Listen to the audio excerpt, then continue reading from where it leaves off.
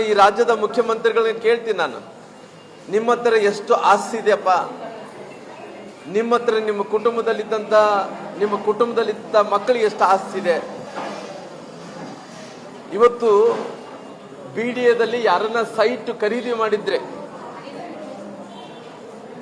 5 ವರ್ಷಗಳ ಕಾಲ ಅವರು ಖಾಲಿ ಇಟ್ಟರೆಗಿನ ಆ ಖಾಲಿದ್ದಂತ ಸೈಟು ಸರ್ಕಾರ ವಶಪಡಿಸ್ಕೊಂತದಂತೆ.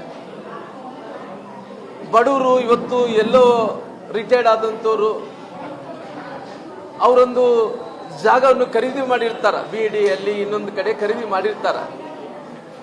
ಅವ್ರಿಗೆ ಮನೆ ಕಟ್ಕೊಳಕ್ ಆಗಲ್ಲ ಅಂತೇಳಿ ಕೆಲವೊಂದು ಸಂದರ್ಭದಲ್ಲಿ ಬಿಟ್ಟಿರ್ತಾರ.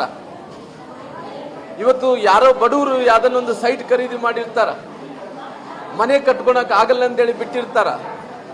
ಅವ್ರ ಹತ್ರ ಬೇರೆ ಬೇರೆ ಕಾರಣಗಳಿಂದ ಲೋನ್ಗೆ ಅಪ್ಲೈ ಮಾಡ್ತಾರ, ಲೋನ್ ಸಿಗಲ್ಲ ಅಂತೇಳಿ ಖಾಲಿ ಸೈಟ್ಗಳು ಹಂಗೆ ಬಿಟ್ಬಿಡ್ತಾರ, ಮನೆ ಕಟ್ಕೊಳಕ್ ಆಗಲ್ಲ. ಅವ್ರೆಲ್ಲ ಸೈಟ್ಗಳನ್ನು ಸರ್ಕಾರ ವಶಪಡಿಸ್ಕೊಂತದಂತೆ. ಇದೆಂತ ನ್ಯಾಯ? ಇವತ್ತು ದೊಡ್ಡಿದ್ದಂತ ಶ್ರೀಮಂತರು ಇವತ್ತೇ ತಗೊಂತಾರ, ನಾಳೆನೆ ಮನೆ ಕಟ್ತಾರ, ನಾಡ್ದನೇ ಇನಾಗ್ರೇಷನ್ ಮಾಡ್ತಾರ. ಬಡವ ಒಂದು 10 ವರ್ಷ ಇದ್ದ ಕಡೆ ರೂಪಾಯಿ ಕೂಡಿಸಿ ಅದು ಜೋಡಿಸ್ಕೊಂಡು ಜಾಗ ತಗೊಂತಾನ.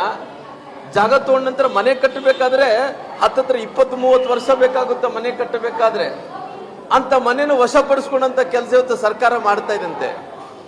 ಅದು ಸರ್ಕಾರಕ್ಕೆ ವಶ ಆಗುತ್ತೇನೋ, ಇಲ್ಲಿದ್ರೆ ರಿಯಲ್ ಎಸ್ಟೇಟ್ನ ಉದ್ಯಮಗಳಿಗೆ ಅದು ವಶ ಆಗುತ್ತೆ ನಮಗೆ ಗೊತ್ತಿಲ್ಲ. ಪರಿಸ್ಥಿತಿ ನೋಡಿ ಎಲ್ಲಿಗೆ ಬಂದಿದೆ ರಾಜ್ಯ ಸರ್ಕಾರದ ಪರಿಸ್ಥಿತಿ. ಒಂದು ಕಡೆ ಈ ರಾಜ್ಯದ ಮುಖ್ಯಮಂತ್ರಿಗಳು ರಿಯಲ್ ಎಸ್ಟೇಟ್ ಬಗ್ಗೆ ಯೋಚನೆಯನ್ನು ಮಾಡ್ತಾ ಇದ್ದಾರೆ. ಈ ರಾಜ್ಯದ ಮುಖ್ಯಮಂತ್ರಿಗಳು ರಿಯಲ್ ಎಸ್ಟೇಟ್ ಬಗ್ಗೆ ಯೋಚನೆ ಮಾಡ್ತಾರೆ, ಬೇರೆ ಏನು ಯೋಚನೆ ಮಾಡ್ತಾ ಇಲ್ಲ.